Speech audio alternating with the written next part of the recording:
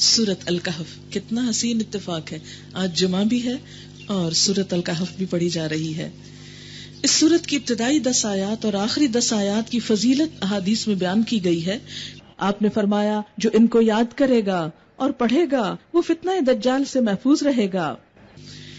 نبی صلی اللہ علیہ وسلم نے فرمایا جو اس کی تلاوت جمعے کے دن کرے گا تو آئندہ جمعے تک اس کے لیے خاص نور کی روشنی رہے گی. اس کے پڑھنے سے گھر میں سکینت اور برکت نازل ہوتی ہے. ایک مرتبہ ایک صحابی نے سورہ کہف پڑھی، گھر میں ایک جانور بھی تھا، وہ بدکنا شروع ہو گیا. انہوں نے غور سے دیکھا کہ کیا بات ہے، تو انہیں ایک بادل نظر آیا جس نے انہیں ڈھانپ رکھا ہے. صحابی نے اس واقعے کا ذکر نبی صلی اللہ علیہ وسلم سے کیا تو آپ نے فرمایا اسے پڑھا کرو، قرآن پڑھتے وقت سکینت نازل ہوتی، فرشتے ڈھانپ لیتے ہیں نا. تو بعض لوگوں کو وہ بادل نظر بھی آنے لگتے ہیں، سو کوئی جھوٹی بات نہیں ہے. تو حکم ہے کہ اسے پڑھو، پڑھتے رہا کرو کہ اس سے گھر میں برکت نازل ہوگی. تو سب بہنیں جمعے کے روز اس کو اپنے گھر میں بلند آواز میں پڑھنے کا اہتمام کریں، بلکہ اپنے بچوں کو بھی اس کی تاکید کریں.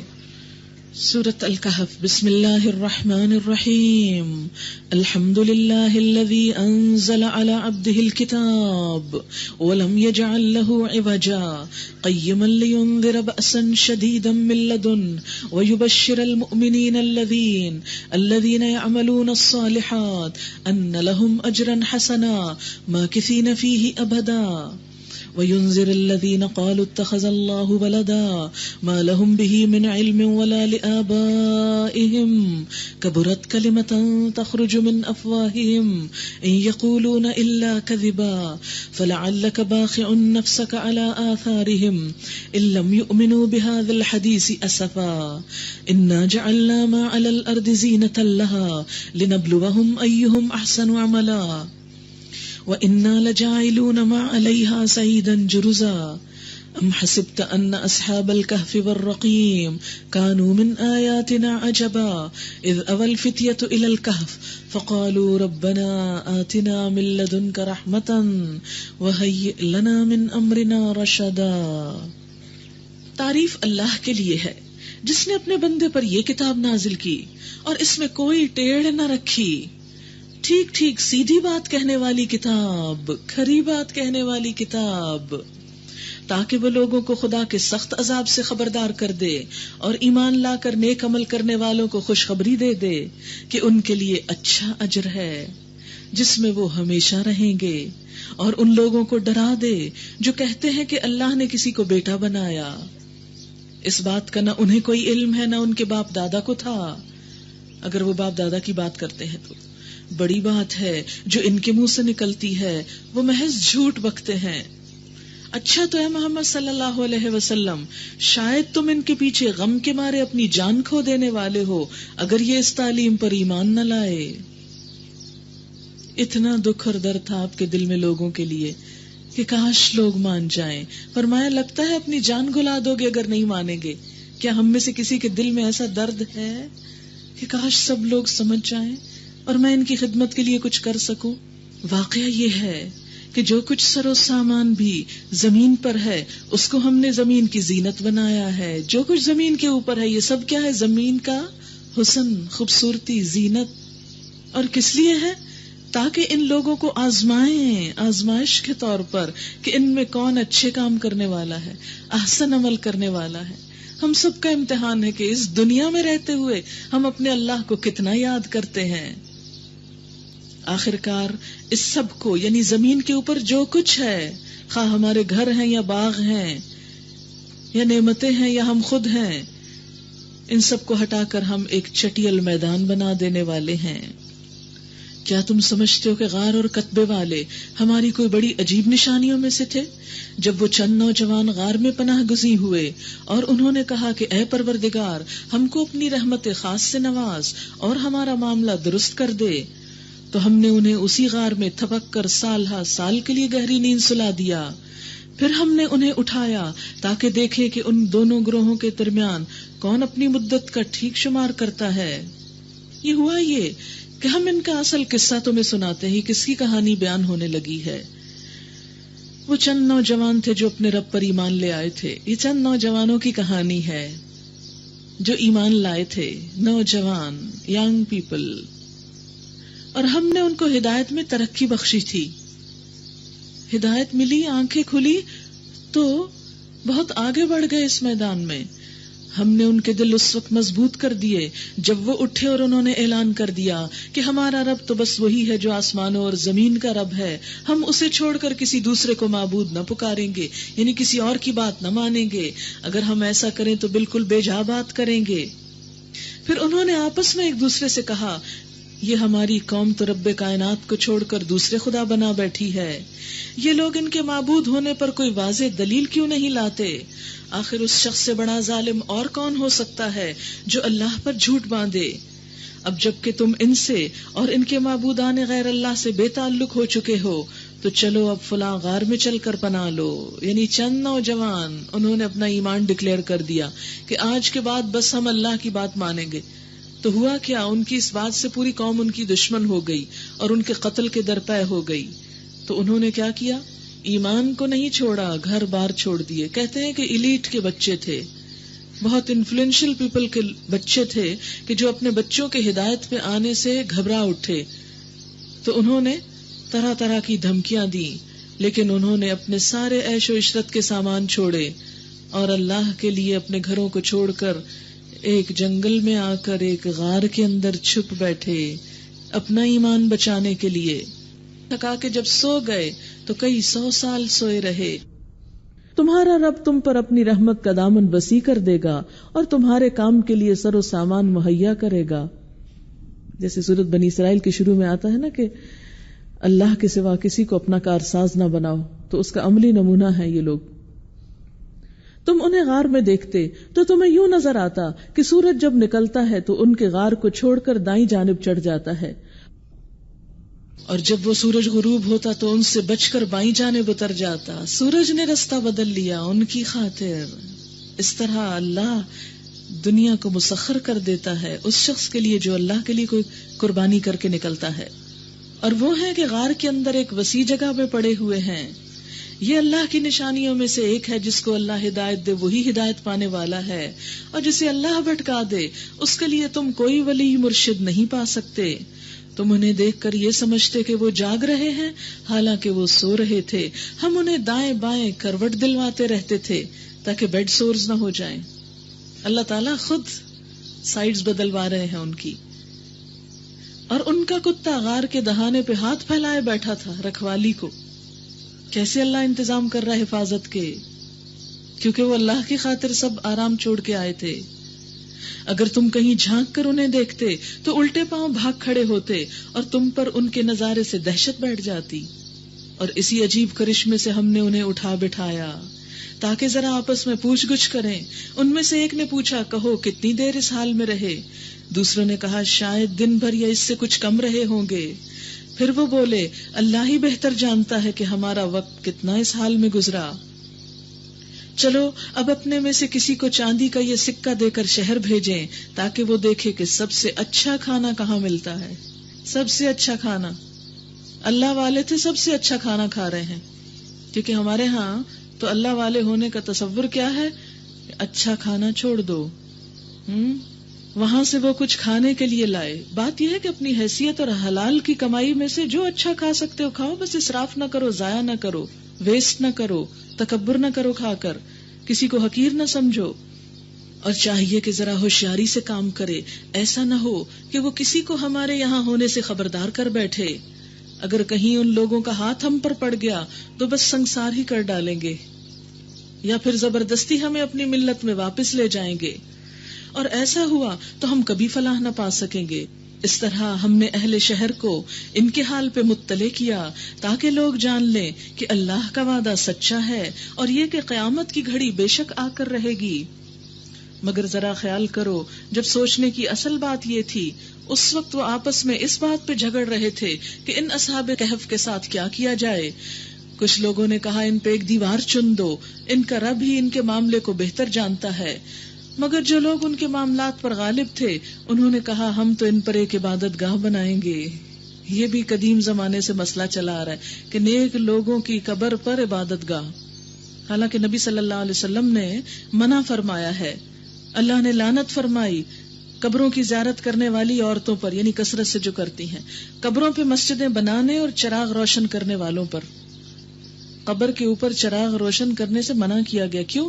اس لیے کہ چراغ تو زندہ انسان کا حق ہے، قبر کے اندر اس کو کہاں روشنی جا رہی، کیوں اپنا تیل ضائع کر رہے ہو وہاں بھیج کر، کیوں بجلی کا بلب لگوا کے وہاں لائٹ ضائع کر رہے ہو؟ اگر مردے کو ثواب پہنچانا چاہتے ہو تو کسی غریب کے گھر میں بجلی لگوا دو، جتنا عرصہ وہ استعمال کرے گا تمہارے مرنے والے کو ثواب پہنچتا رہے گا۔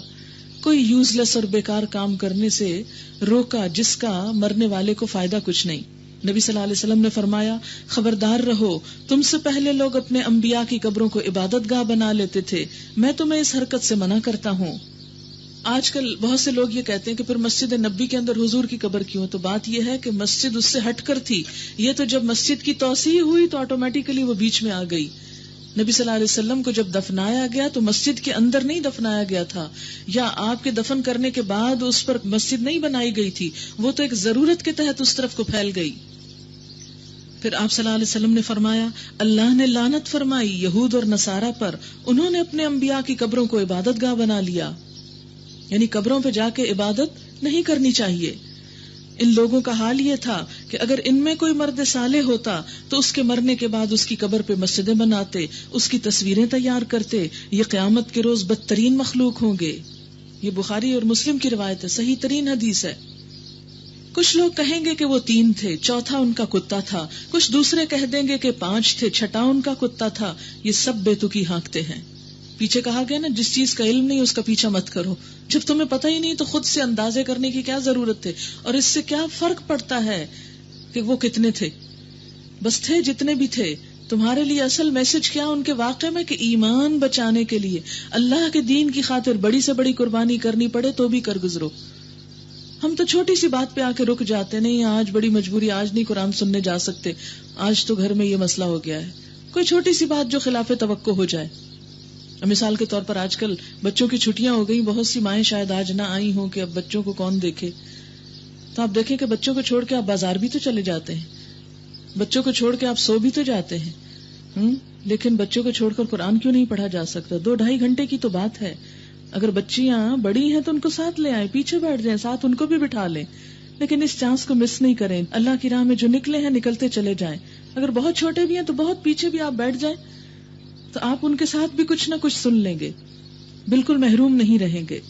دنیا کے سب کام ہو جائیں گے۔ آپ دیکھیں کہ 24 گھنٹے میں اگر یہ 3 یا 4 گھنٹے، اگر 4 گھنٹے نکال لیں تو بھی 20 گھنٹے آپ کے پاس دنیا کے کام کو ہیں۔ یعنی بچوں کے حقوق ہمیں اس سے روکتے نہیں کہ ہم اللہ کا حق ادا نہ کریں، دونوں ساتھ ساتھ بھی چل سکتے ہیں، بس مینجمنٹ کی ضرورت ہے کہ آپ کیسے مینج کرتے ہیں۔ کچھ لوگ کہیں گے وہ 3 تھے اور چوتھا ان کا کتا تھا، کچھ دوسرے کہیں گے 5 تھے، چھٹا کتا تھا، سب بے تکی ہانکتے ہیں۔ کچھ اور لوگ کہتے ہیں 7 تھے، 8واں کتا تھا۔ کہو میرا رب ہی بہتر جانتا ہے کہ وہ کتنے تھے، کم ہی لوگ ان کی صحیح تعداد جانتے ہیں۔ بس تم سرسری بات سے بڑھ کر ان کی تعداد کے معاملے میں لوگوں سے بحث نہ کرو، تعداد کے اوپر مت بحث کرو، اس سے فائدہ ہی کچھ نہیں، اور نہ ان کے متعلق کسی سے کچھ پوچھو۔ اور دیکھو، کسی چیز کے بارے میں کبھی یہ نہ کہا کرو کہ میں کل یہ کام ضرور کر دوں گا۔ یہ کسے کہا جا رہا ہے؟ نبی صلی اللہ علیہ وسلم کو۔ کبھی ایسا وعدہ نہ کرو، الا ان یشاء اللہ، مگر یہ کہ انشاءاللہ کہا کرو۔ کیوں؟ اس لیے کہ اگر اللہ نے نہ چاہا تو کام نہیں ہو سکتا، خواہ ہم کتنا ہی چاہتے ہوں۔ اگر بھولے سے ایسی بات زبان سے نکل جائے تو فوراً اپنے رب کو یاد کرو۔ یعنی مثلاً کسی سے وعدہ کر کے آگے اور وہاں انشاءاللہ کہنا بھول گئے، گھر آ کے یاد آیا تو پھر گھر میں ہی کہہ لو انشاءاللہ، اور کہو امید ہے کہ میرا رب اس معاملے میں رشد سے قریب تر بات کی طرف میری رہنمائی فرما دے گا۔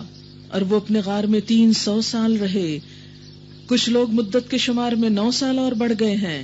تم کہو اللہ ان کے قیام کی مدت زیادہ جانتا ہے، آسمانوں اور زمین کے سب پوشیدہ احوال اسی کو معلوم ہے، کیا خوب ہے وہ دیکھنے والا اور سننے والا۔ زمین اور آسمان کی مخلوقات کا کوئی خبرگیر اس کے سوا نہیں، اور وہ اپنی حکومت میں کسی کو شریک نہیں کرتا، اپنے فیصلوں میں کسی کو نہیں پوچھتا۔ اے نبی صلی اللہ علیہ وسلم، تمہارے رب کی کتاب میں سے جو کچھ تم پہ وحی کیا گیا ہے اسے جو کا تو سنا دو، جیسا ہے ویسا سنا دو، کوئی اس کے فرمودات کو بدل دینے کا مجاز نہیں۔ اور اگر تم کسی کی خاطر اس میں رد و بدل کرو گے تو اس سے بچ کر بھاگنے کے لیے کوئی جائے پناہ نہ پاؤ گے۔ یعنی قرآن کو تبدیل نہیں کر سکتے کسی کی خاطر.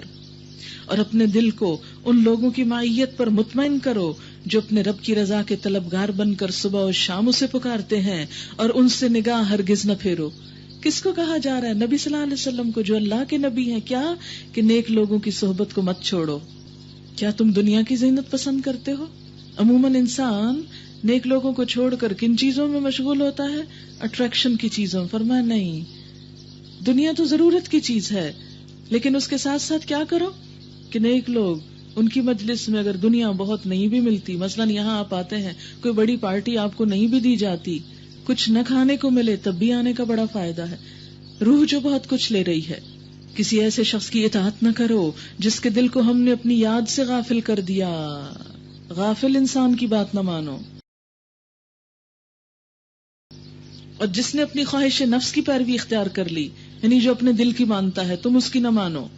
اور جس کا طریقہ کار افراط و تفریط پہ مبنی ہے، حد سے بڑا ہوا، صاف کہہ دو کہ یہ حق ہے تمہارے رب کی طرف سے. اب جس کا جی چاہے مان لے، جس کا جی چاہے انکار کر دے. قل الحق من ربکم فمن شاء فلیؤمن ومن شاء فلیکفر انا اعتدنا للظالمین نارا احاط بهم سرادقها. ہم نے ان انکار کرنے والے ظالموں کے لیے ایک آگ تیار کر رکھی ہے جس کی لپٹیں انہیں گھیرے میں لے چکی ہیں. وہاں اگر وہ پانی مانگیں گے تو ایسے پانی سے ان کی تواضع کی جائے گی جو تیل کی تل چھڑ جیسا ہوگا. کبھی چپس تلے ہو تو اینڈ میں وہ جو تھک تھک رہ جاتا ہے نا سٹف، اس کی طرف اشارہ ہے. اور ان کا منہ بھون ڈالے گا. ابلتا تیل کو پیے تو منہ میں کیا رہے. بدترین پینے کی چیز، بری آرام گاہ، نہایت بری. رہے وہ لوگ جو مان لیں اور نیک عمل کریں تو یقیناً ہم نیکوکار لوگوں کا اجر ضائع نہیں کیا کرتے. ان کے لیے سدا بہار جنتیں ہیں جن کے نیچے نہریں بہ رہی ہوں گی. وہاں وہ سونے کے کنگنوں سے آراستہ کیے جائیں گے، باریک ریشم اور اطلس و دیبا کے سبز کپڑے پہنیں گے اور اونچی مسندوں پر تکیے لگا کر بیٹھیں گے. بہترین اجر، اعلیٰ درجے کی جائے قیام، اعلیٰ درجے کا ٹھکانہ. اے محمد صلی اللہ علیہ وسلم، ان کے سامنے ایک مثال پیش کرو. 2 شخص تھے، ان میں سے ایک کو ہم نے انگور کے 2 باغ دیے اور ان کے گرد کھجور کے درختوں کی باڑ لگائی اور ان کے درمیان کاشت کی زمین رکھی. دونوں باغ خوب پھلے پھولے اور بارآور ہونے میں انہوں نے ذرا سی کسر بھی نہ چھوڑی. ان باغوں کے اندر ہم نے ایک نہر جاری کر دی اور اسے خوب نفع حاصل ہوا. یہ کچھ پا کر ایک دن وہ اپنے ہمسائے سے بات کرتے ہوئے بولا، میں تجھ سے زیادہ مالدار ہوں. یعنی جب اتنا کچھ مل گیا تو پھر اب اس کا اظہار بھی. بہت سے لوگ اپنے مالداری کے قصے کسی نہ کسی اینگل سے سناتے رہتے ہیں. اور تجھ سے زیادہ طاقتور جتھا رکھتا ہوں. ظاہر ہے جہاں مال ہے وہاں دوست بھی بہت ہیں. پھر وہ اپنی جنت میں داخل ہوا اور اپنے نفس کے حق میں ظالم بن کر کہنے لگا، میں نہیں سمجھتا کہ یہ دولت کبھی فنا ہو جائے گی اور مجھے توقع نہیں کہ قیامت کی گھڑی کبھی آئے گی. تاہم اگر کبھی مجھے اپنے رب کے حضور پلٹایا بھی گیا تو ضرور اس سے بھی زیادہ شاندار جگہ پاؤں گا. اس کے ہمسائے نے گفتگو کرتے ہوئے اس سے کہا، کیا تو کفر کرتا ہے اس ذات سے جس نے تجھے مٹی سے اور پھر نطفے سے پیدا کیا اور تجھے ایک پورا آدمی بنا کھڑا کیا؟ رہا میں تو میرا رب تو وہی اللہ ہے اور میں اس کے ساتھ کسی کو شریک نہیں کرتا. اور جب تو اپنی جنت میں داخل ہو رہا تھا اس وقت تیری زبان سے یہ کیوں نہ نکلا کہ ماشاء اللہ لا قوت الا باللہ؟ اگر تو مجھے مال اور اولاد میں اپنے سے کمتر پا رہا ہے تو بعید نہیں کہ میرا رب مجھے تیری جنت سے بہتر عطا فرمائے. کیونکہ حالات اور وقت بدلتے دیر نہیں لگتی، دولت ڈھلتی چھاؤں ہے. اور تیری جنت پر آسمان سے کوئی آفت بھیج دے جس سے وہ صاف میدان بن کر رہ جائے یا اس کا پانی زمین میں اتر جائے اور پھر تو اسے کسی طرح نہ نکال سکے. آخر ہوا یہ کہ اس کا سارا پھل مارا گیا اور وہ اپنے انگوروں کے باغوں کو چھتوں پر الٹا پڑا دیکھ کر اپنی لگائی ہوئی لاگت پر ہاتھ ملتا رہ گیا اور کہنے لگا، کاش میں نے اپنے رب کے ساتھ کسی کو شریک نہ ٹھہرایا ہوتا. یہاں آپ کو پتا ہے کس کو شریک ٹھہرا رہا تھا؟ دولت کو، باغ کو. اس کی وجہ سے بہت اترا رہا تھا. نہ ہوا اللہ کو چھوڑ کر اس کے پاس کوئی جتھا کہ اس کی مدد کرتا، جنہیں وہ بڑی چیز سمجھتا تھا کہ میرے بہت جاننے والے ہیں، بہت کام آنے والے ہیں، اور نہ کر سکا وہ آپ ہی اس آفت کا مقابلہ.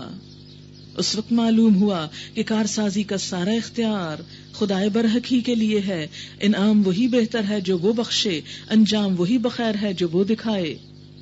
وَاضْرِبْ لَهُم مَثَلَ الْحَيَاةِ الدُّنْيَا كَمَاءٍ أَنزَلْنَاهُ مِنَ السَّمَاءِ.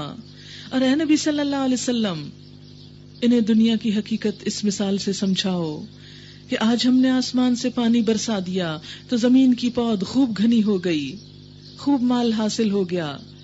کل وہی نباتات بھس بن کر رہ گئے، ہر نئی چیز پرانی ہو جاتی. جو آپ کھاتے ہیں عمدہ سے عمدہ وہ کیا بن کے نکلتا ہے، جو آپ پہنتے ہیں وہ پرانا ہو کر کیا لگتا ہے. اعلیٰ ترین گھر کچھ عرصے کے بعد رینوویٹ کرانا پڑتا ہے، باغ خزاں میں بدل جاتا ہے، ہر چیز پرانی ہو جاتی ہے. اس لیے کسی نئی چیز پر، کسی چمکنے والی چیز پر تکبر اور فخر نہیں ہونا چاہیے، اور اس کی وجہ سے کبھی اللہ کی نافرمانی نہیں ہونی چاہیے. کل وہی نباتات بس بن کر رہ گئی جسے ہوائیں اڑائے لیے پھرتی ہیں. اللہ ہر چیز پر قدرت رکھتا ہے. یہ مال اور یہ اولاد، المال والبنون زینت الحیات الدنیا، محض دنیاوی زندگی کی ہنگامی آرائش. والباقیات الصالحات، اصل میں تو باقی رہ جانے والیاں نیکیاں، وہی تیرے رب کے نزدیک نتیجے کے لحاظ سے بہتر ہیں، اور انہی سے اچھی امیدیں وابستہ کی جا سکتی ہیں. فکر اس دن کی ہونی چاہیے جبکہ ہم پہاڑوں کو چلا دیں گے اور تم زمین کو بالکل برہنہ نہ پاؤ گے، اور ہم تمام انسانوں کو اس طرح گھیر کر جمع کریں گے کہ اگلوں پچھلوں میں سے ایک بھی نہ چھوٹے گا، کوئی ایک نہ بھاگے گا، نہ میں نہ آپ، اور سب کے سب تمہارے رب کے حضور صف در صف پیش کیے جائیں گے. وَعُرِضُوا عَلَىٰ رَبِّكَ صَفًّا، لائن قطار. ابھی تو ہم ایک بھگدڑ مچا دیتے ہیں نا، لیکن وہاں بھگدڑ نہ مچا سکیں گے، لائن قطار. قرآن میں ایک سورۃ صف ہے، ایک صافات ہے. فرشتے کہتے ہیں اِنَّا لَنَحْنُ الصَّافُونَ، ہم صفیں باندھ کے رکھتے ہیں، اور ہم مسلمان کوئی لائن نہیں بنا سکتے. کیوں کہ کانسیپٹ سے ہی ناشنا، جنگلی اور وحشی جانوروں کی طرح ہجوم اور بھیڑ. کیوں؟ اپنے صبر جو نہیں، اپنی باری کا انتظار جو نہیں. ہر شخص آگے جانا چاہتا ہے، ظاہر ہے ایک وقت میں ایک ہی جا سکتا ہے. وَعُرِضُوا عَلَىٰ رَبِّكَ صَفًّا لَقَدْ جِئْتُمُونَا كَمَا خَلَقْنَاكُمْ أَوَّلَ مَرَّةٍ. لو دیکھ لو، آ گئے نا تم ہمارے پاس اسی طرح جیسا ہم نے تم کو پہلی بار پیدا کیا تھا. تم سمجھتے تھے کہ تمہارے لیے تو وعدے کا کوئی وقت ہی مقرر نہیں. وَوُضِعَ الْكِتَابُ، نامہ اعمال رکھ دیا جائے گا. اس وقت تم دیکھو گے کہ مجرم لوگ اپنی کتاب زندگی کے اندراجات سے ڈر رہے ہوں گے، جیسے کوئی بھی بچہ امتحانی پرچہ دیکھ کر ڈر رہا ہوتا ہے کہ پتہ نہیں نمبر کتنے آئے. ہر امتحان دینے والا رزلٹ کے دن خوف زدہ ہوتا ہے، پتہ نہیں کون سی ڈویژن، کون سا گریڈ آتا ہے، کہاں جا پہنچتا ہوں. تو قیامت کے دن انسان اپنا اعمال نامہ دیکھ کر بھی ڈر رہا ہوگا اور کہہ رہے ہوں گے وَيَقُولُونَ يَا وَيْلَتَنَا، ہائے افسوس ہم پر، مَا لِهَذَا الْكِتَابِ، اس کتاب کو کیا ہے، لَا يُغَادِرُ صَغِيرَةً وَلَا كَبِيرَةً، اس نے نہ کوئی چھوٹی بات چھوڑی نہ بڑی چھوڑی، إِلَّا أَحْصَاهَا، مگر اس کو شمار کر کے رکھا. وَوَجَدُوا مَا عَمِلُوا حَاضِرًا، وَوَجَدُوا مَا عَمِلُوا حَاضِرًا، اور جو کچھ انہوں نے کیا تھا وہ سب اپنے سامنے حاضر پائیں گے. وَلَا يَظْلِمُ رَبُّكَ أَحَدًا، اور تیرا رب کسی ایک پر بھی ظلم نہ کرے گا. انسان قیامت کے دن اپنے ایک ایک عمل کو دیکھ لے گا. الگ الگ ہر چیز کے کیٹلاگ بنے ہوئے ہوں گے، سب پہ پوری کیلکولیشن کے ساتھ الا احصا، شمار کیا ہوگا، گن گن کے رکھا ہوگا. کیا مثلاً وہ سب دوست جن کو میں نے دھوکہ دیا، وہ سب کتابیں جو میں نے پڑھی، وہ سب جھوٹ جو میں نے بولے، وہ آرام جو میں نے کسی کو دیا، وہ لطیفے جن پہ میں ہنسی، وہ کام جو مجھ سے غصے کی حالت میں ہوئے، وہ باتیں جن پہ میں اپنے بہن بھائیوں پہ چلائی، وہ لمحات جب میں والدین پر زیر لب بڑبڑائی. ایک ایک چیز گن کے رکھی ہوئی ہوگی. ضخیم کتاب، پوری زندگی کی کتاب. نہ صرف یہ کہ بولی ہوئی چیزیں بلکہ سوچیں بھی، وہ نفسانی شہوت بھری سوچیں جو میں سوچتی رہتی تھی، وہ حیوانی جذبات جنہوں نے مجھے مغلوب کر لیا اور حرام کام کروائے، یہ سب کے سب سامنے ہوں گے. دنیا میں اگر کوئی ہمیں یہ سب کچھ دکھا دے تو ہم آگے بڑھ کے وہ چھین کے پھاڑ ڈالیں، لیکن قیامت کے دن اپنا اعمال نامہ کوئی پھاڑ نہ سکے گا. انسان شکست خوردہ اور مایوس ہو کر بیٹھ جائے گا. آپ کو معلوم ہے کہ ایسی کمپیوٹر ڈسک تیار کر لی گئی ہے کہ جو جلائے جلتی نہیں، پانی میں بہائے نقصان دہ نہیں ہوتی، کہیں چھوڑ دو اس کی معلومات ضائع نہیں ہوتی. تو کیا اللہ تعالیٰ کے لیے مشکل ہے کہ وہ معلومات کو اس طرح سمیٹ کے رکھے کہ کوئی ان کو رب نہ کر سکے، مٹا نہ سکے؟ لیکن اس وقت انسان جو آنسو بہائے اور شرمندہ ہو وہ آج بہنے چاہیے، آج شرمندگی ہونی چاہیے، آج تنہائی میں ہمیں اپنے ہی گناہوں پہ سوچنا چاہیے. وہ پیٹ درد جو کل پڑے گا وہ آج پڑ جانا چاہیے. شرمندگی کے آنسوؤں سے اس ساری کتاب کے گناہوں کو مٹا ڈالیں. آج موقع ہے، کل چلا جائے گا. وَوُضِعَ الْكِتَابُ، کتاب سامنے لائی جائے گی، رکھ دی جائے گی. فَتَرَى الْمُجْرِمِينَ مُشْفِقِينَ مِمَّا فِيهِ، تم دیکھو گے مجرم، قصوروار لوگ اپنی کتاب زندگی کے اندراجات سے ڈر رہے ہوں گے. وہ کام چھپ چھپ کے جو ہم کرتے ہیں لوگوں سے، حرام کام.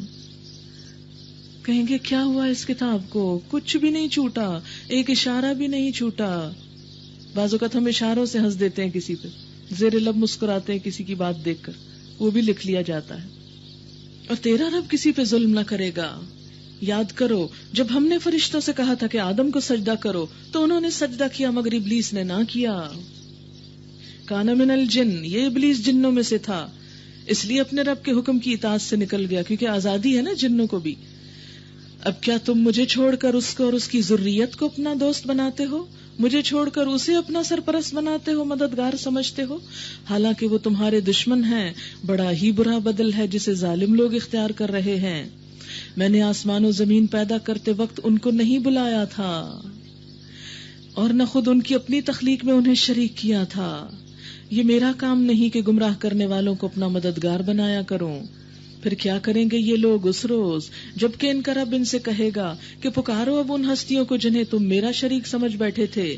یہ ان کو پکاریں گے مگر وہ ان کی مدد کو نہ آئیں گے، اور ہم ان کے درمیان ایک ہی ہلاکت کا گڑھا مشترک کر دیں گے.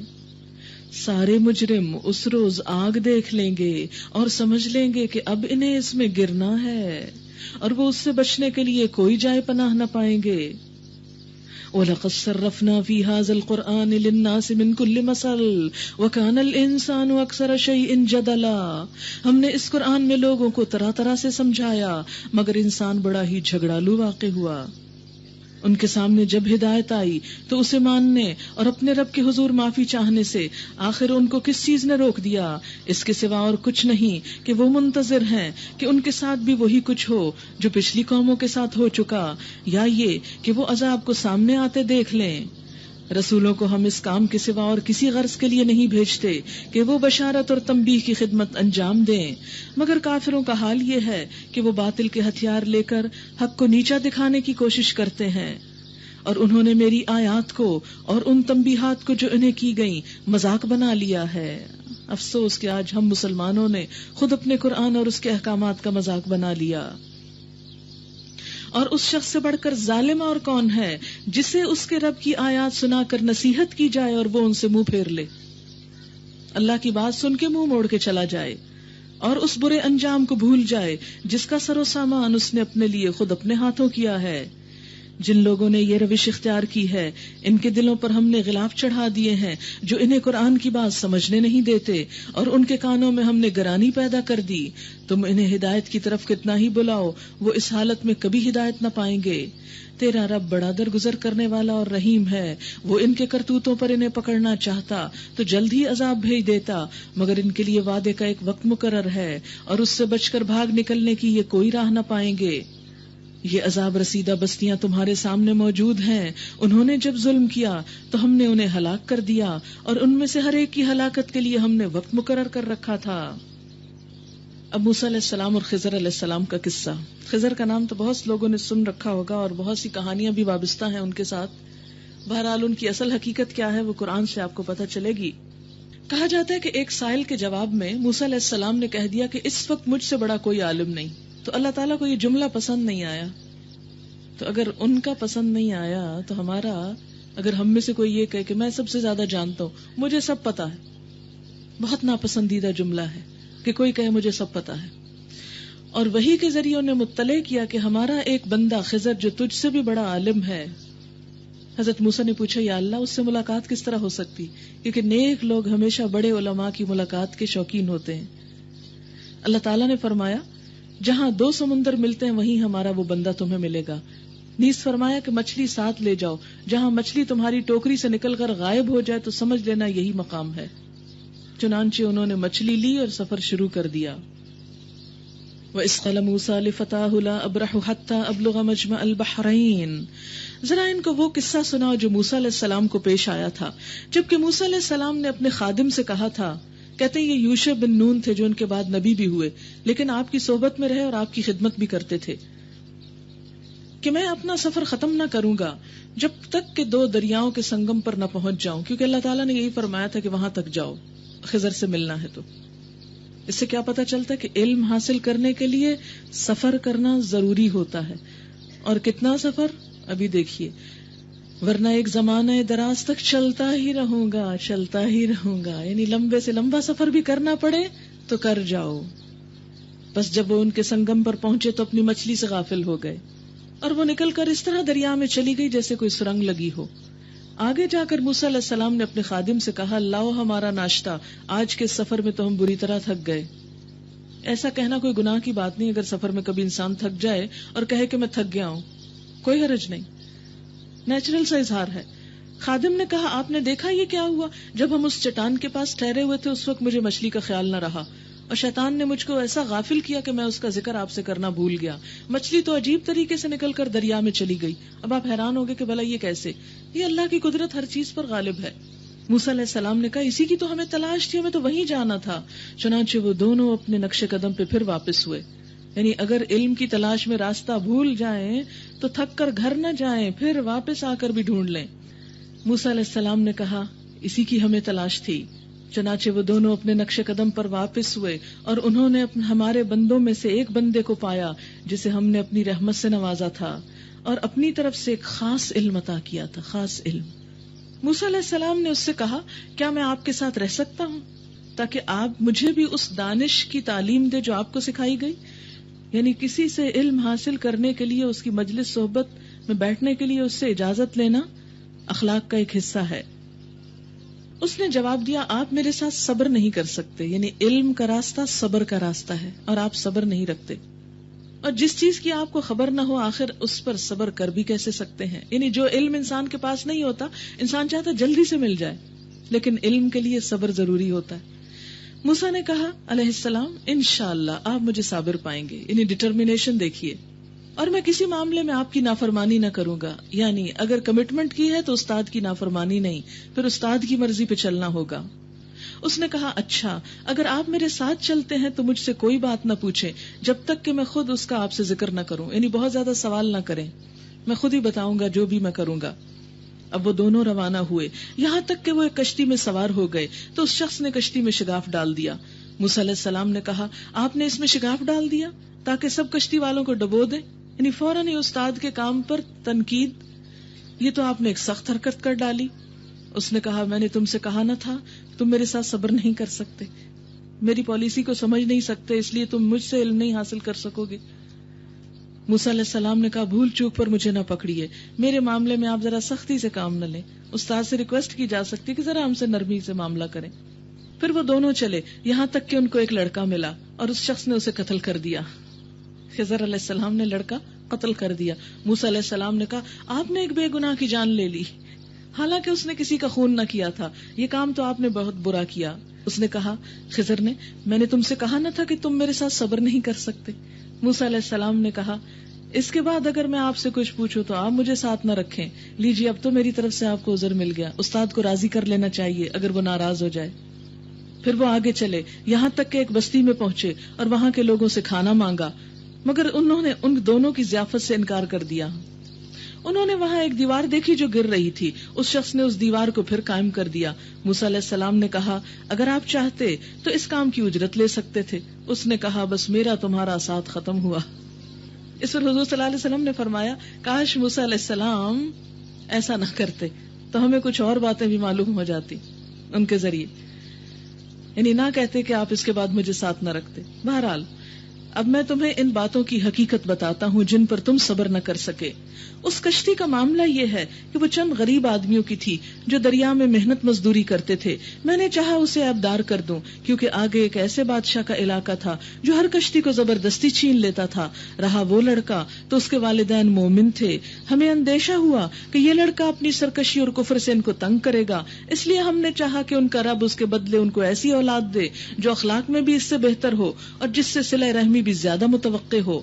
اور اس دیوار کا معاملہ یہ ہے کہ یہ 2 یتیم لڑکوں کی ہے جو اس شہر میں رہتے ہیں.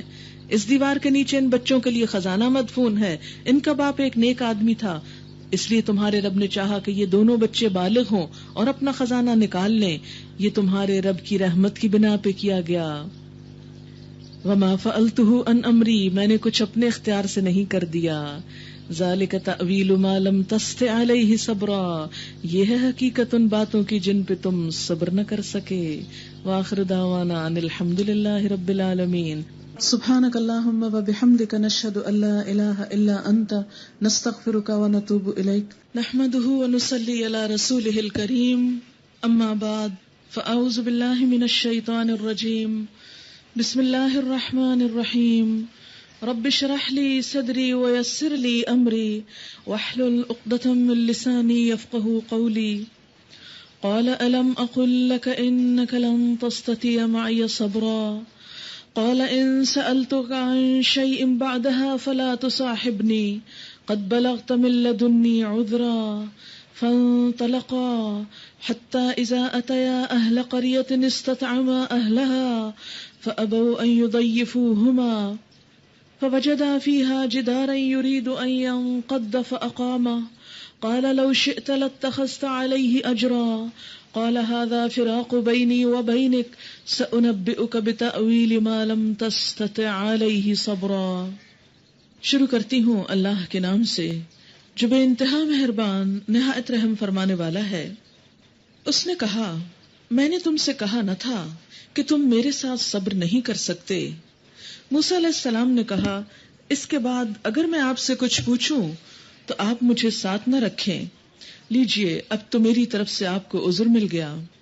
پھر وہ آگے چلے یہاں تک کہ ایک بستی میں پہنچے اور وہاں کے لوگوں سے کھانا مانگا، مگر انہوں نے ان دونوں کی ضیافت سے انکار کر دیا. وہاں انہوں نے ایک دیوار دیکھی جو گرا چاہتی تھی. اس شخص نے اس دیوار کو پھر قائم کر دیا. موسیٰ علیہ السلام نے کہا اگر آپ چاہتے تو اس کام کی اجرت لے سکتے تھے. اس نے کہا بس میرا تمہارا ساتھ ختم ہوا. اب میں تمہیں ان باتوں کی حقیقت بتاتا ہوں جن پر تم صبر نہ کر سکے. اس کشتی کا معاملہ یہ ہے کہ وہ چند غریب آدمیوں کی تھی جو دریا میں محنت مزدوری کرتے تھے. میں نے چاہا کہ اسے عیبدار کر دوں کیونکہ آگے ایک ایسے بادشاہ کا علاقہ تھا جو ہر کشتی کو زبردستی چھین لیتا تھا. رہا وہ لڑکا تو اس کے والدین مومن تھے. ہمیں اندیشہ ہوا کہ یہ لڑکا اپنی سرکشی اور کفر سے ان کو تنگ کرے گا، اس لیے ہم نے چاہا کہ ان کا رب اس کے بدلے ان کو ایسی اولاد دے جو اخلاق میں بھی اس سے بہتر ہو اور جس سے صلہ رحمی بھی زیادہ متوقع ہو. اور اس دیوار کا معاملہ یہ ہے کہ یہ 2 یتیم لڑکوں کی ہے جو اس شہر میں رہتے ہیں. اس دیوار کے نیچے ان بچوں کے لیے خزانہ مدفون ہے اور ان کا باپ ایک نیک آدمی تھا، اس لیے تمہارے رب نے چاہا کہ یہ دونوں بچے بالغ ہوں اور اپنا خزانہ نکال لیں. یہ تمہارے رب کی رحمت کی بنا پر کیا گیا ہے. میں نے کچھ اپنے اختیار سے نہیں کر دیا ہے. یہ ہے حقیقت ان باتوں کی جن پر تم صبر نہ کر سکے. وَيَسْأَلُونَكَ عَنْ ذِي الْقَرْنَيْنِ قُلْ سَأَتْلُو عَلَيْكُمْ مِنْهُ ذِكْرًا إِنَّا مَكَّنَّا لَهُ فِي الْأَرْضِ وَآتَيْنَاهُ مِنْ كُلِّ شَيْءٍ سَبَبًا فَأَتْبَعَ سَبَبًا. اور اے محمد صلی اللہ علیہ وسلم یہ لوگ تم سے ذو القرنین کے بارے میں پوچھتے ہیں. ان سے کہو میں اس کا کچھ حال تم کو سناتا ہوں. ذو القرنین کے بارے میں قرآن پاک سے ہمیں پتہ چلتا ہے کہ وہ ایک حکمران تھا جس کو اللہ تعالیٰ نے بہت سے اسباب اور وسائل، فیسلٹیز اور ذرائع عطا کر رکھے تھے. وہ مشرقی اور مغربی ممالک کو فتح کرتا ہوا ایک ایسے پہاڑی درے پر پہنچا کہ جس کی دوسری طرف یاجوج ماجوج تھے. اس نے وہاں یاجوج ماجوج کا راستہ بند کرنے کے لیے ایک نہایت مستحکم بند تعمیر کیا وہ عادل اور اللہ کو ماننے والا اور آخرت پر یقین رکھنے والا بادشاہ تھا. وہ نفس پرست اور مال و دولت کا حریص نہ تھا.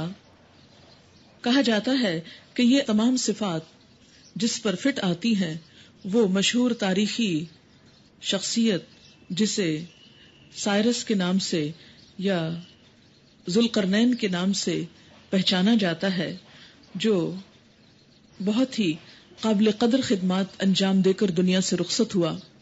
اس میں توجہ کے قابل جو بات ہے وہ یہ ہم سب کے غور کرنے کی کہ ایک طرف وہ اللہ اور یوم آخرت پر ایمان رکھتا تھا، دوسری طرف وہ عادل تھا، اور تیسری طرف یہ کہ اللہ نے اس کو دنیا کے وسائل بے پناہ عطا کیے تھے، اور ان وسائل کو وہ اللہ کے حکم کے مطابق انسانوں کی بھلائی کے لیے استعمال کرتا تھا. اس لیے اس صورت میں یہاں پر اس کا کردار ہمارے سامنے رکھا گیا کہ آج بھی اگر انسانوں میں سے کسی کو اللہ دنیا کے وسائل دے تو وہ اسے کس طرح استعمال کرے. اور اے محمد صلی اللہ علیہ وسلم، یہ لوگ تم سے ذوالقرنین کے بارے میں پوچھتے ہیں. قرن کیا تسنیہ ہے قرنین، دو سینگ والا. یا تو واقعی اس کے سر پہ دو سینگ اٹھے ہوئے تھے، یا پھر یہ کہ اس کے سر پہ بالوں کی دو لٹیں تھیں، یا یہ کہ اس نے دنیا کے دو کناروں مشرق و مغرب پر پہنچ کر وہاں پر اپنی حکومت قائم کی. بہرحال جو بھی وجہ ہو، اس کا نام ذوالقرنین ہی تھا یا اسے ذوالقرنین ہی کے نام سے پہچانا جاتا تھا. ان سے کہو میں اس کا کچھ حال تم کو سناتا ہوں. اچھا، سوال یہ پیدا ہوتا ہے کہ نبی صلی اللہ علیہ وسلم سے ایسے قصے کیوں پوچھے جاتے تھے، ایسے سوال کیوں کیے جاتے تھے؟ اس لیے تاکہ آپ کے علم کو اور آپ کی نبوت کی حقیقت کو جانچا جا سکے. فرمایا ہم نے اس کو زمین میں اقتدار عطا کر رکھا تھا اور اسے ہر قسم کے اسباب اور وسائل بخشے تھے. اس نے پہلے مغرب کی طرف ایک مہم کا سر و سامان کیا، حتیٰ کہ جب وہ غروب آفتاب کی حد تک پہنچ گیا تو اس نے سورج کو ایک کالے پانی میں ڈوبتے دیکھا، اور وہاں اسے ایک قوم ملی.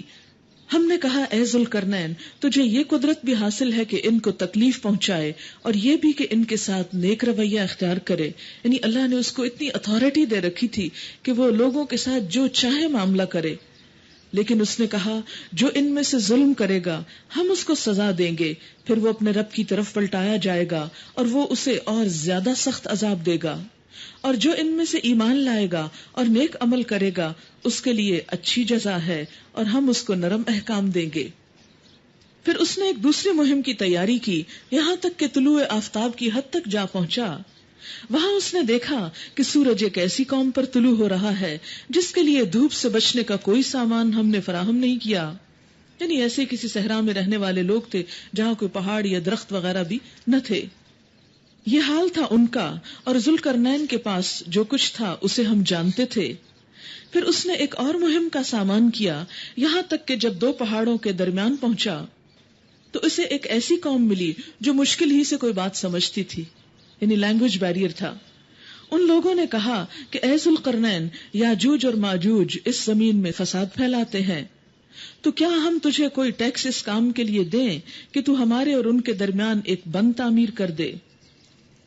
اس نے کہا جو کچھ میرے رب نے مجھے دے رکھا ہے وہ بہت ہے، بس تم محنت کرو اور محنت سے میری مدد کرو. میں تمہارے اور ان کے درمیان ایک بند بنائے دیتا ہوں. مجھے لوہے کی چادریں لا دو. آخر جب دونوں پہاڑوں کے درمیانی خلا کو اس نے پاٹ دیا تو لوگوں سے کہا کہ اب آگ دہکاؤ، حتیٰ کہ جب یہ آہنی دیوار یعنی لوہے کی دیوار بالکل آگ کی طرح سرخ ہو گئی تو اس نے کہا لاؤ اب میں اس پر پنگھلا ہوا تانبا ڈالوں. یہ بند ایسا تھا کہ یاجوج ماجوج اس پر چڑھ کر بھی نہ آ سکتے تھے، اور اس میں سوراخ کرنا ان کے لیے اور بھی مشکل تھا. ذوالقرنین نے کہا یہ میرے رب کی رحمت ہے، جب میرے رب کے وعدے کا وقت آئے گا تو وہ اس دیوار کو پیوند خاک کر دے گا، اور میرے رب کا وعدہ برحق ہے. یعنی جب قیامت آئے گی تو مضبوط لوہے کی دیواریں انسانوں کو کچھ نہ بچا سکیں گی. وَتَرَكْنَا بَعْدَهُمْ يَوْمَئِذٍ يَمُوجُ فِي بَعْضٍ وَنُفِخَ فِي الصُّورِ فَجَمَعْنَاهُمْ جَمْعًا. اور اس روز یعنی قیامت کے روز ہم لوگوں کو چھوڑ دیں گے کہ سمندر کی موجوں کی طرح ایک دوسرے سے گتھم گتھا ہوں، یعنی ایک دوسرے میں آ ملیں گی موجیں، اور سور پھونکا جائے گا اور ہم سب انسانوں کو ایک ساتھ جمع کر لیں گے، اور وہ دن ہوگا جب ہم جہنم کو کافروں کے سامنے لے آئیں گے، ان کافروں کے سامنے جو میری نصیحت کی طرف سے اندھے بنے ہوئے تھے۔ اس سے کیا پتہ چلتا ہے کہ کفر صرف اللہ تعالی کی ذات کا انکار نہیں، بلکہ کفر یہ بھی ہے کہ اس کی نصیحت کو نہ سننا، اس کی نصیحت کی طرف توجہ نہ کرنا۔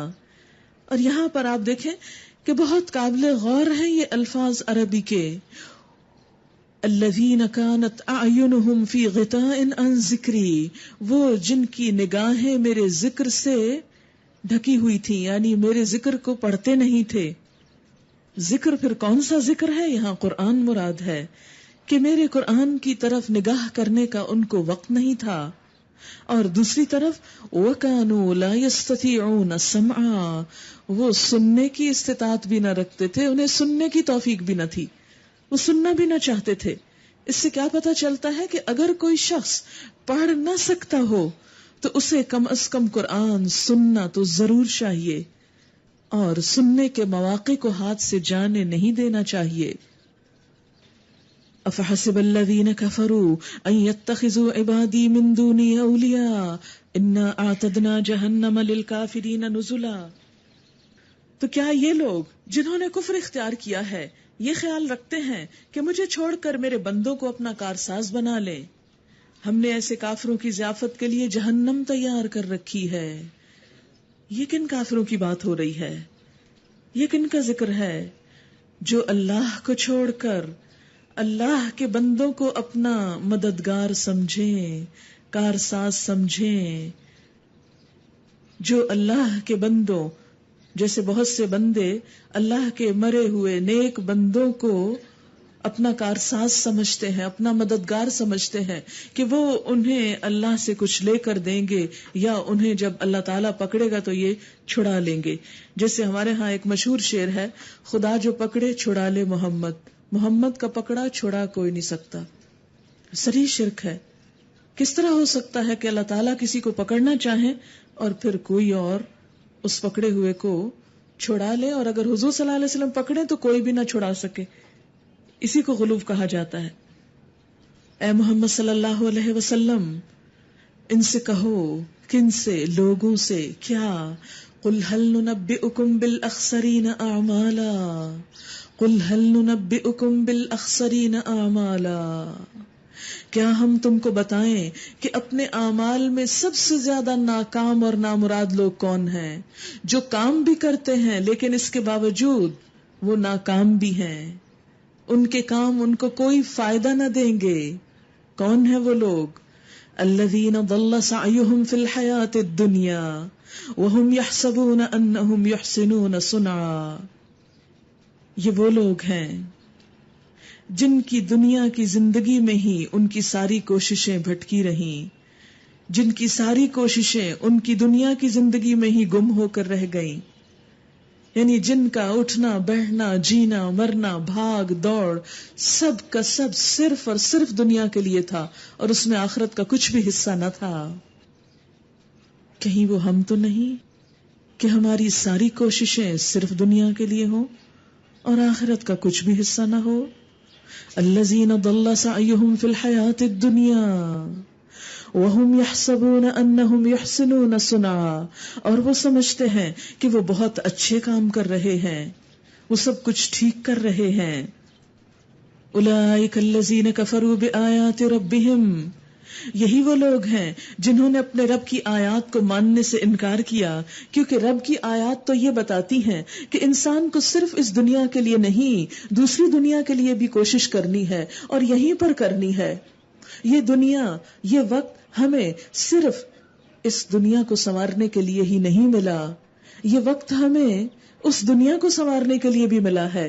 اس لیے ہماری کوششیں دوہری کوششیں ہونی چاہیے کہ یہاں کی ضروریات پوری ہوتی رہے اور اس زندگی کی تیاری ہوتی رہے جہاں جا کر ہمیشہ رہنا ہے، جو اصل گھر ہے۔ بالکل اس طرح جیسے کچھ لوگ کمائی کرنے مڈل ایسٹ چلے جاتے ہیں، اوورسیز چلے جاتے ہیں، اور پھر وہاں وہ دن رات ایک کرتے ہیں، ڈبل شفٹ لگاتے ہیں، خوب پیسہ کماتے ہیں، اور وہاں اپنی جان پر بھی بہت تھوڑا خرچ کرتے ہیں. جو کچھ ہوتا ہے جمع کر کے پاکستان بھیجتے رہتے ہیں، یہاں مکان بنواتے ہیں، سب چیزیں تیار کرتے ہیں، اور کئی سال وہاں لگا کر یہاں پر کیوں آتے ہیں کہ جا کے اب آرام کریں. کوئی چھت ہو سر چھپانے کے لیے، کوئی گھر ہو سکون حاصل کرنے کے لیے، کوئی نعمتیں ہوں امن سے پچھلی زندگی بسر کرنے کے لیے. لیکن اگر کوئی شخص اسی نیت سے پاکستان سے باہر گیا ہو، لیکن وہاں جا کر وہ جو کچھ کمائے وہیں خرچ کر ڈالے اور سارے کا سارا وہیں پر لگا دے اور واپس کچھ بھی نہ بھیجے، تو جب اس کے وہاں کام کرنے کی مدت اور میعاد ختم ہو جائے، وقت ختم ہو جائے، اور پھر وہ پاکستان آئے تو خالی ہاتھ آئے، تو جن مشکل حالات میں گیا تھا انہی میں پھر واپس. تو یہ تو پھر بھی دنیا چلے، اگر اپنا گھر نہیں تو کسی رشتہ دار کسی نہ کسی طرح محنت مزدوری کر کے، اور کچھ نہیں تو کوئی کسی جگہ کوئی جھونپڑی اور خیمہ ہی لگا کے انسان زندگی بسر کر سکتا ہے اور زندگی گزر جائے گی. لیکن یاد رکھیں، اگر ہم نے آج اپنی اس دنیا میں اپنی آخرت کے لیے کام نہ کیا، وہاں کے لیے گھر نہ بنایا، وہاں کے لیے مال جمع نہ کیا، وہاں کی کرنسی تیار نہ کی، تو وہاں کوئی جھونپڑی لگانے کی جگہ بھی نہ ملے گی، اور وہاں کی زندگی گزرے گی بھی نہیں، کٹے گی بھی نہیں. ہمیشہ ہمیشہ کی زندگی جس میں ہمیشہ رہنا ہے. آج دنیا کی نعمتوں میں آخرت کی نعمتوں کو فراموش نہیں کرنا، یہاں اس کی تیاری کرنا ہے تاکہ خالی ہاتھ نہ جائیں، تاکہ وہاں کوئی پریشانی نہ ہو. اور چونکہ وہاں کی پریشانی معمولی پریشانی بھی نہیں، جہنم کی آگ جو اس دھوپ کے مقابلے میں، دنیا کی آگ کے مقابلے میں کئی گنا زیادہ سخت ہے. اے محمد صلی اللہ علیہ وسلم، ان سے کہیے کیا ہم تمہیں بتائیں کہ اپنے اعمال میں سب سے زیادہ ناکام اور نامراد لوگ کون ہیں؟ وہ کہ دنیا کی زندگی میں جن کی ساری کوشش راہ راست سے بھٹکی رہی اور وہ سمجھتے رہے کہ وہ سب کچھ ٹھیک کر رہے ہیں، کیونکہ ہر انسان یہ سمجھتا ہے کہ وہ بالکل ٹھیک کر رہا ہے، اسی لیے تو اپنے حالات بدلنے کی کوشش نہیں کرتا. یہ وہ لوگ ہیں جنہوں نے اپنے رب کی آیات کو ماننے سے انکار کیا اور اس کے حضور پیشی کا یقین نہ کیا، اس لیے ان کے سارے اعمال ضائع ہو گئے، سارے اعمال ضائع ہو گئے. کیونکہ جو کوشش انسان صرف دنیا کے لیے کرتا ہے اور آخرت کی نیت نہیں رکھتا، اس کا بدلہ آخرت میں کچھ بھی ملنے والا نہیں. فَلَا نُقِيمُ لَهُمْ يَوْمَ الْقِيَامَةِ وَزْنًا، اور قیامت کے روز ہم انہیں کوئی وزن نہ دیں گے. بخاری میں آتا ہے قیامت کے دن ایک موٹا تازہ آدمی آئے گا، اللہ کے ہاں اس کا وزن اتنا بھی نہ ہوگا جتنا مچھر کے پر کا ہوتا ہے. پھر آپ نے یہی آیت تلاوت کی، یعنی ایک شخص دنیاوی اعتبار سے بہت صحت مند، بہت لمبا چوڑا اور بہت روب داب والا، بہت بڑے عہدے والا، بہت مال و دولت رکھنے والا، ملینئر، جس کی دنیا میں بہت دھاک تھی، جس کے دنیا کے کام صرف اشارے سے ہو جایا کرتے تھے، لیکن اللہ کے نزدیک اگر اس نے وہاں کے لیے کچھ نہ کیا ہوگا تو اتنا بے وقت ہوگا، اتنا ہلکا ہوگا جیسے مچھر کا پر ہو. اس کی کوئی حیثیت وہاں نہ ہوگی. وہاں کی حیثیت صرف اس شخص کی ہے جو وہاں کے لیے کچھ کمائی کر کے جائے. ذالک جزاؤہم جہنم بما کفروا واتخذوا آیاتی ورسلی ہزوا، ان کی جزا جہنم ہے اس کفر کے بدلے جو انہوں نے کیا اور اس مذاق کے پاداش میں جو وہ میری آیات اور میرے رسولوں کے ساتھ کرتے رہے. البتہ وہ لوگ جو ایمان لائے، جنہوں نے نیک عمل کیے، ان کی میزبانی کے لیے فردوس کے باغ ہوں گے. فردوس جنت کا اعلیٰ ترین مقام. لا یبغون عنہا حولا، جہاں وہ ہمیشہ رہیں گے اور کبھی اس جگہ سے نکل کے جانے کو ان کا دل نہ چاہے گا. آپ دیکھیں کہ جہاں اللہ کی ذکری مجلس ہوتی ہے وہاں دل چاہتا ہے بندہ بیٹھا رہے، جانے کو دل نہیں چاہتا، کوئی بوریت نہیں ہوتی. تو بالکل اسی طرح جو لوگ اللہ سے محبت کرتے ہیں، جن کے دل آج دنیا میں بھی اللہ کی مجلسوں میں لگتے ہیں، قیامت کے دن بھی وہ اللہ کی مجلس یعنی جنت جو ہے اس میں اہل جنت کو اور فردوس میں لوگوں کو اللہ کی صحبت نصیب ہوگی، اللہ کا دیدار نصیب ہوگا. جسے سورۃ القمر کے آخر میں آتا ہے ان المتقین فی جنات و نہار، متقی لوگ باغات اور نہروں میں ہوں گے. فی مقعد صدق عند ملیک مقتدر، ایک سچی مجلس میں، اس ذی اقتدار بادشاہ کی مجلس میں وہاں پر ہوں گے. لا یبغون عنہا حولا، وہاں سے کہیں جانے کو ان کا دل نہ چاہے گا، کہیں اور ان کا دل نہ لگے گا. کیا آج ہم ذرا پرکھ کر دیکھیں کہ جہاں اللہ کی بات ہوتی ہو کیا وہاں واقعی ہمارا دل ایسے ہی لگتا ہے کہ پھر اس کے اوپر کوئی اور چیز اچھی نہیں لگتی؟ اگر نہیں تو پھر جنت میں دل کیسے لگے گا اللہ کی مجلس میں؟ کیونکہ جس سے محبت ہوتی ہے صرف اس کی ذات سے ہی نہیں، اس کی بات سے بھی بڑی محبت ہوتی ہے. جہاں اس کی بات ہو رہی ہو اس مجلس سے بھی بڑی دلچسپی ہوتی ہے کہ یہاں میرے محبوب کی بات ہو رہی ہے. بھلا کیا بات ہو رہی ہے؟ بار بار انسان سنتا ہے، بار بار پڑھتا ہے. پھر فرمایا اے محمد صلی اللہ علیہ وسلم کہو کہ اگر سمندر میرے رب کی باتیں لکھنے کے لیے روشنائی بن جائے، انک بن جائے، سارے سمندر، کبھی کسی سمندر پہ جا کے کھڑے ہو کے یہ بات سوچیں کہ سارا سمندر دوات بن جائے، انک بن جائے، تو وہ ختم ہو جائے مگر میرے رب کی باتیں ختم نہ ہو. اتنی باتیں ہیں، اور اس کے لیے پھر جنت ہی میں جانا ضروری ہے تاکہ رب کی باتیں، کیونکہ جنت کو بھی ختم نہیں ہونا اور رب کی باتوں کو بھی ختم نہیں ہونا. تو جن لوگوں کی محبت اور جن کے دل اللہ کی محبت میں ڈوبے ہوئے ہیں انہی کے لیے وہ مقام ہے کہ جو دنیا میں اللہ کی باتیں کرتے رہنا چاہتے ہیں ان کا پھر ٹھکانہ وہ جنت ہے، اور وہاں کی دائمی نعمتیں، ایسی لذت، ایسی خوشی، ایسا سرور، ایسا نشہ کہ دنیا کی ہر چیز اس کے آگے ہیچ. وہاں جا کر وہ رب کی باتیں کرتے چلے جائیں گے. فرمایا اتنے سمندر سیاہی بن جائیں، اور ایک اور جگہ پر آتا ہے سارے درخت کلمے بن جائیں، پین بن جائیں. لکھنے کے لیے پہلے زمانے میں لکڑی کی قلم بنایا کرتے تھے، فرمایا سارے درختوں کی کلمے بنا لو. آپ دیکھیں کہ صرف اس جگہ بیٹھے ہوئے چاروں طرف جو کچھ آپ کو نظر آ رہا ہے اس کے بھی اگر قلم بنائے اور ہم سب لکھنے لگے تو کئی دن بھی لکھتے چلے جائیں تو یہ قلم نہ گھسے. کہاں یہ کہ ساری زمین کے درخت کلمے بن جائیں اور سارے سمندر. اور فرمایا کہ 7 سمندر اور بھی ان کی مدد کرے. ایک اور جگہ پر آتا ہے کہ صرف دنیا کے سمندر نہیں، ایسے 7 سمندر اور بھی ہوں اور پھر اللہ کی باتیں لکھی جائیں. ما نفدت کلمات ربی، اللہ کی باتیں کبھی ختم نہ ہوں، میرے رب کی باتیں کبھی ختم نہ ہوں. بلکہ اگر اتنی ہی روشنائی ہم اور لے آئیں تو وہ بھی کافی نہ ہو. اتنا ہی سمندر اور آ جائے وہ بھی خشک ہو جائے، سوکھ جائے. قل انما انا بشر مثلكم يوحى الي انما الهكم اله واحد فمن كان يرجو لقاء ربه فليعمل عملا صالحا ولا يشرك بعبادة ربه احدا.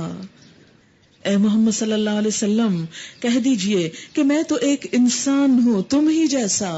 یہ کس کو کہلوایا جا رہا ہے؟ نبی اکرم صلی اللہ علیہ وسلم کو، کہ آپ کہہ دیجئے، لوگوں کو بتا دیجئے کہ میں ایک انسان ہوں تم ہی جیسا. فرق کیا ہے؟ میری طرف وحی کی جاتی ہے، اس لیے آپ کا درجہ عام انسانوں سے بحیثیت رسول اور نبی کے بلند ہو جاتا ہے. ادروائز وہ نہ نور ہیں نہ کچھ اور ہیں، وہ کیا ہیں؟ بشر ہیں. آپ یہ لفظ، آپ یہ آیت نوٹ کر لیجئے 110. اور کبھی کوئی آپ کو کنفیوز کرنے کی کوشش کرے کہ نبی صلی اللہ علیہ وسلم بشر نہ تھے تو وہ یہی آیت پڑھ لے کہ آپ کہہ دیجئے کہ میں انسان ہوں جیسے تم انسان ہو، مثلکم، تمہاری ہی طرح کا، لیکن میرا مرتبہ اور مقام تم سے بطور رسول کے بڑا ہے کہ میری طرف وحی کی جاتی ہے کہ تمہارا خدا بس ایک ہی خدا ہے. بس جو کوئی اپنے رب کی ملاقات کا امیدوار ہو، ہے امید ہم سب کو، ذرا اپنے آپ کو سوچیں، ہے انتظار کہ ایک دن اللہ سے ملاقات ہوگی؟ انسانوں کی ملاقات کے لیے ہم کتنے بے چین ہوتے ہیں. بچے دور ہوں تو ان کی ملاقات کے لیے کتنے بے چین ہوتے ہیں. شوہر دور ہو تو کتنے بے چین ہوتے ہیں. کوئی دوست دور ہو کتنے بے چین ہوتے ہیں. کیا اللہ کی ہستی ان سب چیزوں سے بڑی ہے کہ نہیں؟ اور اگر ہم اس کو بڑا مانتے ہیں تو اس کی ملاقات کی بے چینی بھی دلوں میں ہونی چاہیے.